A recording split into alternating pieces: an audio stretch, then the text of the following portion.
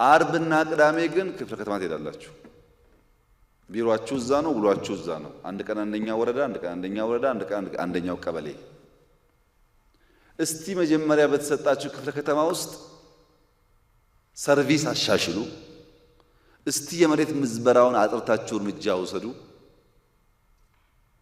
እስቲ ሌቦችና መልካም ሰራተኞች ለይታችሁ መልካሞችን አሳድጉ፣ መጥፎቹን ደግሞ አግልሉ። በክፍለ ከተማ ሂዱና ወደ ችግሩን ፍቱት። ችግሩ ባስና ታክሲ ይዞ እናንተ ጋር ሜር ኦፊስ ከሚመጣ ክፍለ ከተማ ሂዱ። እናንተ በየክፍለ ከተማችሁ ስትገቡ የምትሰሯቸውን ስራዎች ቀለል አድርጌ ላንሳላችሁ። አንድ ዳቦ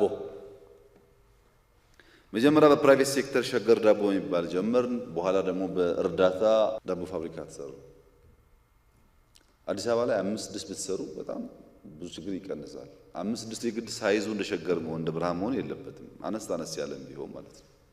ሁለተኛ የከተማ እርሻ አይደለም፣ የጓሮ እርሻ። አዲስ አበባ ራሱን ለመገብ ከበቂ በላይ ቦታም ውሃም አለው። የጓሮ እርሻ በመለስ ክፍለ ከተማ ውስጥ የጓሮ እርሻ ዛሬ የት እንዳለ ከ2-3 ወር በኋላ የት እንዳለ በአካል ሄጄ ማየት ፈልጋለሁ።